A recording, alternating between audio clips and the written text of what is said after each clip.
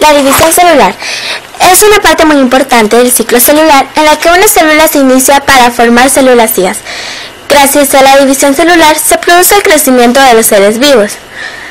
Tipos de reproducción asociadas a la división celular. Bipartición. La división de la célula madre en dos células hijas. Cada hija tiene la misma estructura y función idéntica a la célula madre. Esta la presentan organismos como bacterias, amebas y algas. Gemación. Es cuando uno de los individuos se produce a partir de yemas. Este proceso es frecuente en esponjas, centenos y brizoos.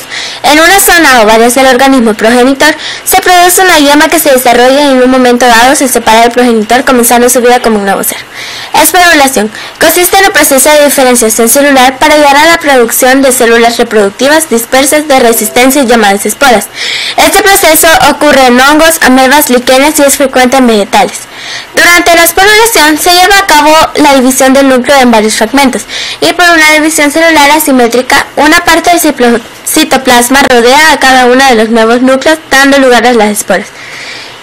El ciclo celular es el tiempo que transcurre desde que una célula se forma por división a una preexistente hasta que se divide y da origen a dos células hijas. Este se comprende como el conjunto de procesos que una célula debe realizar para el cumplimiento de la replicación exacta del ADN y la segregación de los cromosomas replicados en dos células distintas. El ciclo vital de una célula se divide en dos fases muy definidas, la interfase y la división celular. La interfase, la célula aumenta de masa, expresa su material genético, sintetiza proteínas y duplica el ADN. Se divide en tres fases, la G1, S y G2. El periodo G1, llamado primera fase de crecimiento, se inicia con una célula hija que proviene de la división de la célula madre.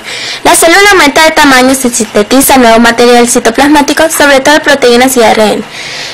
El periodo G0, la célula se encuentra en estado de reposo cumpliendo con su función correspondiente, aunque no está preparada para la división.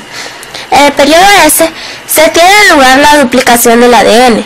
Cuando acaba este periodo, el núcleo contiene el doble de proteínas nucleares del ADN que al principio, y hay síntesis de proteínas. En el periodo G2, el ADN se sigue sintetizando al igual que el ARN y proteínas.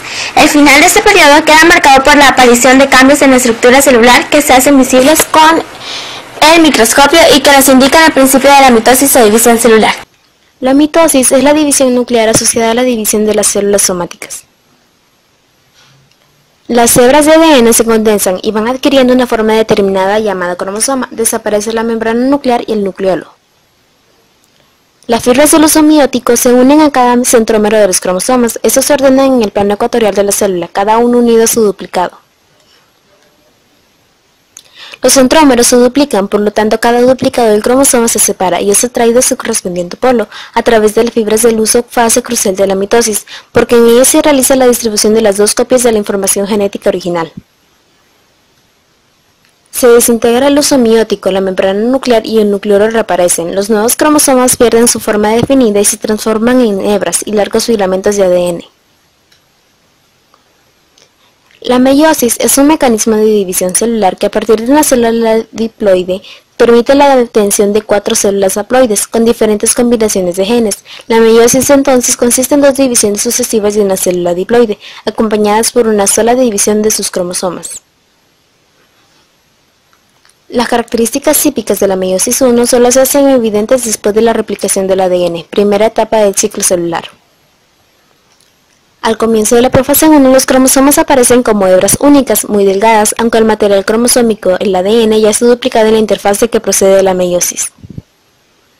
Los pares de cromosomas se acomodan en la placa de la metafase y se unen al ya formado uso meiótico. Los cromosomas se separan y emigran a los polos opuestos. Los pares de cromosomas homólogos llegan a los polos de la célula, la membrana nuclear se forma y la citoquinesis produce dos células. Esta fase se caracteriza por la presencia de cromosomas compactos, en número haploide y por el rompimiento de la membrana nuclear, mientras aparecen nuevamente las fibras del uso. En esta fase los cromosomas se disponen en el plano ecuatorial. En este caso las cromátides aparecen con frecuencia parcialmente separadas una de otra en lugar de permanecer perfectamente adosadas como en la mitosis. Los centrómeros se separan y las cromátides son arrastradas por las fibras del uso cromático hacia los polos opuestos.